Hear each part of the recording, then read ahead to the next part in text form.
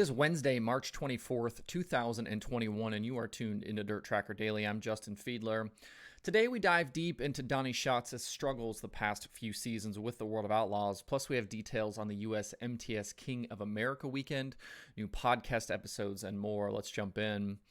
One of the podcast episode topics I've had on my list for a while was to take a look at Donny Schatz's regression the last few seasons and try and understand where things have gone sideways for he and this TSR team after they won the championship in 2018. And by regression and sideways, understand that these terms are very relative in this case. Schatz finished a very close second to Brad Sweet in 2019 and was third in 2020, so we aren't talking about utter disaster here. But we are talking about a team that had won 10 championships in 13 seasons, and in 2019 and 2020 just were not the dominant force we'd come to expect them to be. Before 2020, the last time Schatz didn't have double-digit wins in a World of Outlaws season was 2011, a year in which nobody had more than 9 wins. Jason Myers was the champion that season, and there was a ton of parity with guys like Steve Kinzer and Craig Delansky, both having more wins than Schatz, but they finished behind him in the standings. Starting in 2013, Schatz went 6 straight seasons where he had at least 20 wins, including that magical 2015 year where he had 31 wins and 60 top 5 finishes. Since 2018, 2 big changes have hit the TSR 15 team. The first was the departure of longtime crew chief Ricky Warner following that title run in 2018. Warner had dealt with some health problems and also came back into the shop to help the development of the new Ford Sprint Car engine. That put longtime crew member Steve Swenson in charge of the 15. The other was the introduction of that Ford engine, which Schatz campaigned all season in 2020. Whether Schatz will admit to it or not, switching crew chiefs is a big deal. Nobody's going to do things 100% the same, and I think that crew chief change affected Schatz a bit, which I think combined with the rise of Brad Sweet left the door open for the championship in 2019.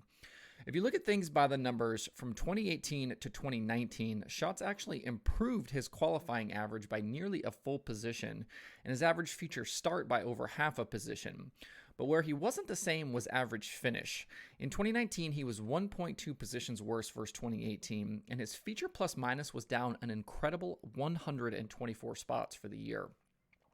In 2018, he led the series in feature plus minus, averaging more than 3.5 positions gained per night. It didn't matter that he was starting further back in features because he was passing a ton of cars once the green flag dropped. Whereas in 2019, he was qualifying and starting better, but just not passing as many cars come feature time. He dropped to 4th in feature plus minus and only averaged a gain of 1.75 positions per night.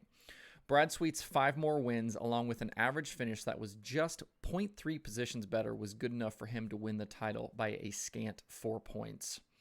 As for 2020, we didn't get a fair chance to see if Schatz and Swenson were finding their footing because of the introduction of that Ford engine and some of the issues they were dealing with during a pandemic-shortened season.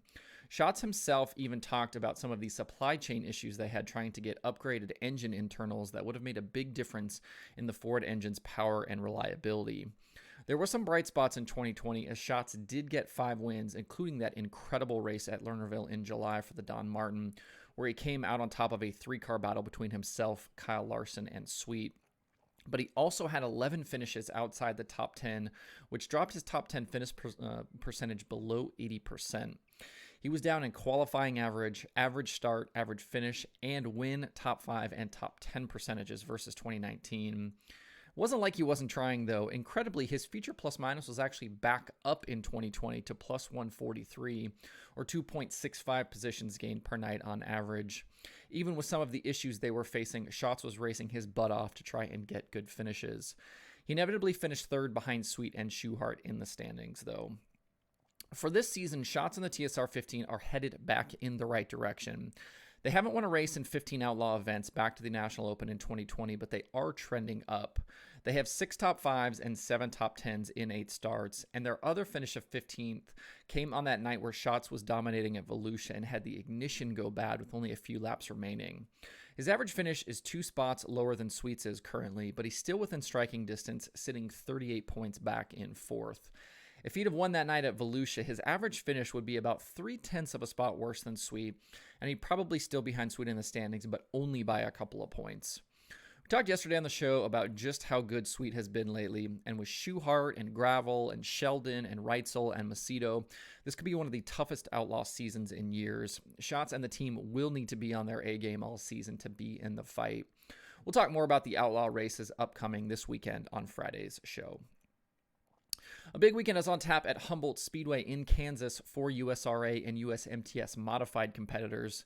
The 10th edition of the King of America Modified Nationals gets underway tonight with a practice night, with racing then happening through Saturday night's 20,000 to win feature. The weekend's finale was supposed to be 10,000 to win, but racer Joe Duvall kicked in $1,000 from his Duvall Electric Company and then put together a group of sponsors to get the additional money needed to double the winner's share to 20,000. They've also bumped the race from paying $750 to start to $1,000 to start. Because of COVID restrictions in 2020, the event was pushed back a full year, and a busy weekend of racing awaits competitors and fans. Following tonight's practice night, Thursday features a 2,000 to win USRA modified feature along with B-Mods. Friday is a 5,000 to win USMTS show with USRA stock cars and B-Mods, and Saturday's big finale will include the 20,000 to win USMTS feature, a 10,000 to win B-Mod race, and USRA stock cars racing for 1,200 to win. In the previous 9 events, the USMTS race has had 8 different winners, including defending winner Ricky Thornton Jr., Lucas Schott, Ryan Gustin, Zach Vanderbeek, Jason Hughes, Rodney Sanders, Stormy Scott, and Kelly Shryock. If you can't be at Humboldt Speedway the next few nights, RacingDirt.tv has you covered on the streaming front. For more event details, visit usmts.com. If you're looking for other dirt racing podcast episodes to listen to this week, there are plenty to choose from. Winged Nation has JJ Hickle, Sheldon Hodenshield, and Dominic Selzy. Open Red has Casey Kane. Loud Pedal has Haley Shanley and Carson Elledge. Stick Signals has Scott Childress from Cherokee Speedway. The Rigsby Report has Ronnie Johnson. Forward Bite has Dwayne Goins and Kyle Strickler. Ohio Dirt has Nick and Rob from Open Red and Trey Jacobs. QuickTime has JJ Hickle and Scotty Cook. Passing Points is talking to Wikipedia. Midwest Autosports has Bill Baylog. Track Talk has Matt Weaver. And there are new episodes of the Dirt Nerds and Wednesdays with Wayne. To see the full list of podcasts and episodes, visit DIRTRACKR.com/podcasts. There are 2 items on the streaming schedule today. Besides Flow Racing 24/7, Dirt Vision has the opener of the next season of Dirt Car Esports action from Weed Sports Speedway, featuring big block modifieds on iRacing. To see the full daily streaming schedule with links to watch, visit DIRTRACKR.com/watch tonight.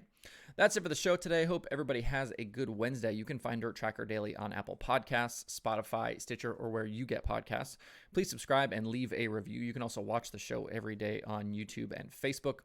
You can email the show at info@dirttracker.com. I do check those every single day. You can follow Dirt Tracker on Twitter, Instagram, Facebook, and TikTok at Dirt Tracker. You can check out the website for all kinds of cool dirt racing stuff by visiting dirttracker.com. If you'd like to get email updates from Dirt Tracker, you can sign up at dirttracker.com/newsletter, and you can follow me personally on Twitter at Justin_Fiedler.